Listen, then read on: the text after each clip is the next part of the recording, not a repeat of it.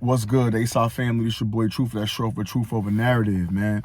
Hey, man, we got some fights this week, man. So I'm excited, man. Last week was real boring. We really didn't have nothing to speak of. A couple local club shows and things of that nature. But we got a really interesting fight over in the UK at the O2, man. We got Chris Eubank Jr. Versus Conor Benn. Obviously, you know, this is fight. It's a legacy fight. You know, really a fight for the bragging rights. Something that I would consider myself as a money grab, as Conor Benn doesn't really have any accolades. I would say, I would use that word. He don't have really any accolades to speak for, and neither does Chris Eubank Jr. Not really. I'm very curious to see the fallout of the fight rather than the build up to the fight, because obviously you got Chris Eubank. He's fought as high as 168, fights at 160. He's coming down to 157 pounds for this fight. You got Conor Benn, fights at welterweight, 147 pound limit. So he's gonna gain 10 pounds in order for this fight to take place. There's been a lot of trolling back and forth. Well, at least a lot of trolling by Chris Eubank, you know, talking about how hard it is to make weight. Then he down with Salt Bay and eating all these steaks and cakes and candy and things of that sort. So I'm very much interested to see how that fight is going to play out within itself. So really just thinking back on some of the fights that just kind of off of my head, with guys that's jumping up 2 weight classes or jumping up, you know, taking those big jumps. You got Mikey Garcia, Errol Spence. I don't think that worked very well for Mikey Garcia. Pretty much got beat up and just Errol Spence was able to do whatever he wanted to do with Mikey Garcia. After that, we seen Mikey Garcia. I think he won a couple fights. I know he beat Jesse Vargas after. And then we seen him lose to Sandor Martin at 140 last year. Amir Khan.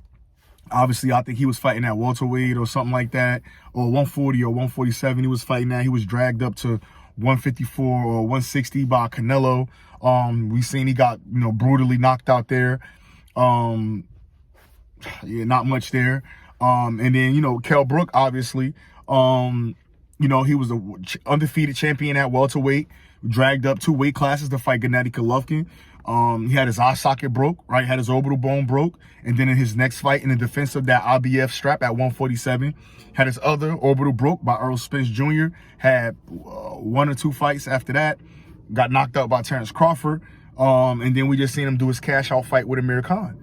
So I'm just really curious for a guy like Conor Benn, who early on in his career, we seen him in with a journeyman that was somewhat of a puncher.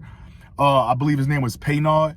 And we seen Ben get touched up. We seen him get dropped a couple times. He really lost that fight. I believe it was a 6-rounder. Got dropped twice. I don't know how he won that fight, but you know, it is what it is. We way beyond that now.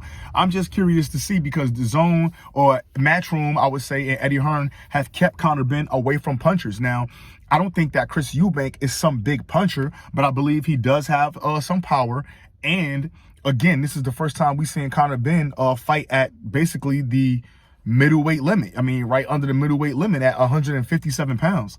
So I'm curious to see how Conor Benn can take a punch from Chris Eubank. I'm curious to see how drained Chris Eubank will be for this fight, being as though he's fought as high as 168, you know, currently fighting at 160. I just really didn't see the purpose behind this, because again, neither one of these guys have ever been a champion before. Neither one of these guys, I mean, you just got 2 contender type guys. And so we know that besides the bragging rights from the last name with their dads fighting, it's pretty much a money grab for both guys. I'm just hoping that, you know, on the back end of this fight, both of these guys could, you know, come out unscathed and still be able to compete, you know, in their respective divisions and actually be competitive. You know, hopefully this fight, you know, doesn't take too much out of a Conor Benn, or doesn't take too much out of a Chris Eubank Jr. And then we'll never get to fully see the potential that these guys, you know, maybe possibly had to bring to the table. Now, again, Eubank is a little older.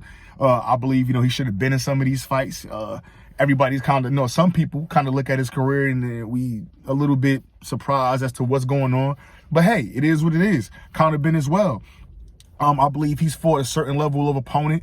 A lot of people have been calling and wanting Conor Benn to step up his competition at the 147-pound level. We've yet to see that, but, you know, here we go into a middleweight fight for nothing. Actually, it's kind of even weird that fights like this will even get sanctioned with guys not being former. I mean, whatever, you know what? I'm not going to get into that. Again, we got the Conor Benn versus Chris Eubank Jr. fight, man, October 8th, Saturday. I'm excited to see it. Let me know what y'all think about it. I think I may break that down, but, you know, just talking about, you know, fight week, you know, just getting it popping for the week, man. Again, it's your boy Truth, that show for Truth of a Narrative. I appreciate y'all for clicking and watching the A-Side Boxing. Tell a friend to like, comment, subscribe. Make sure once you tell that friend, have them tell another friend to like, comment, subscribe. And that's it. We out.